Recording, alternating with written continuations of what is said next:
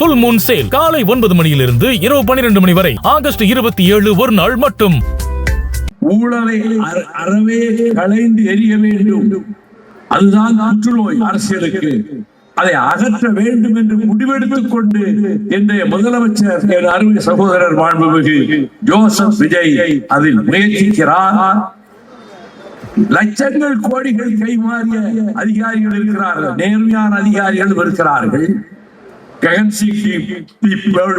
போன்ற நேர்மையான அதிகாரிகள் இருக்கிறார்கள். மாசம் லட்சக்கணக்கில் கோடிக்கணக்கிலே வீட்டிலே கொட்டு படம் கூட்டியதே அப்படிப்பட்ட அதிகாரிகளும் இருக்கிறார்கள். அப்படிப்பட்ட அதிகாரிகள் இந்த அரசாங்கத்தை எப்படியாவது ஸ்தம்பிக்க செய்ய வேண்டும் என்ற முடிவோடு எந்த ஃபைலையும் நகர்றது கிடையாது, எந்த கோப்புகளும் நகர்றது கிடையாது. They want to paralyze the government. இந்த அரசாங்கத்தை ஸ்தம்பிக்க செய்ய வேண்டும் என்று சிலர் நினைக்கிறார்கள். நான் மாண்புமிகு முதல்வரிடம் சொன்னேன், அப்படிப்பட்டவர்களை கண்டறிந்து முக்கிய இலாக்காக்கள் இருந்தவர்களை விடுவியுங்கள். புதிதாக வந்த IAS ஆபீசர்ஸ்ல யார் ஹானஸ்டா இருப்பான அனலைஸ் பண்ணி அவங்களுக்கு பொறுப்பு கொடுங்க என்று நான் அவரிடத்திலே என்னுடைய கருத்தாக சொன்னேன்.